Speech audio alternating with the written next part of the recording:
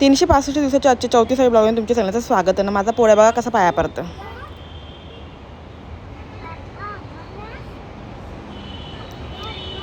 मग याचा पाया पडून तुला याला दिला मी अंडा आणि भाकर. अंडा मस्तपैकी फ्राय केला आणि इकडे मस्तपैकी आपल्याला भाकरी केली. त्या अंडा घेतला ताटानं आणि मस्तपैकी एक भाकर घेतली आणि त्याला भरवलं आणि गेलो मी हॉस्पिटल जायला. बघा ते व्हिडिओ घेतानाच कोण ना कोणी येतं.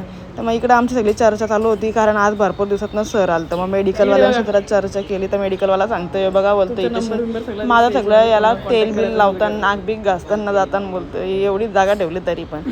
मग त्यांचे सांगत होतो मी बोलतो मला सगळी जण विचारताना तू दिसला. मग तुला सांगितलं मी का 10K व त्याचे व्हिडिओ गेले यूट्यूबला. आपला पहिला व्लॉग यावरा मोठा व्हायरल झालेला आहे का. तर इकडे 42 पेशंट होतं ना. मग पेशंटची गर्दी बघून आम्हाला सगळ्यांना फुटला तर घाम.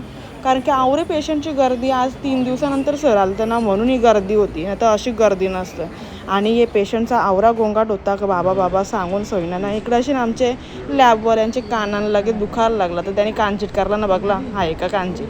आणि या सिस्टरला मग आलता पक्का राग माझा काय माहिती जाम रागान बघत होती. मग मी निघत होतो तर त्याला आता मी निघता कारण आपल्याला जायचं डोंबिवलीला. मग डोंबिवलीला आम्ही निघलो कारण की आम्हाला एक काम होतं आणि जाता आम्हाला लगेच दिसला तो म्हणजे पुरणपोळीचा घर. बरेच दिवस झालं माझी इच्छा होती पुरणपोळी खायची कारण की तशी बघूया मला टेस्ट तरी कशी असते. म्हणून इकडे मेनू कार्ड बघला सगळं ऑप्शन बघितलं आणि मग मी सिलेक्ट केली ती म्हणजे गुजराती पाणीपुरी. गुजराती स्पेशल पाणीपुरी ती बघू तर वगैरे कशी लागतं म्हणून खायला.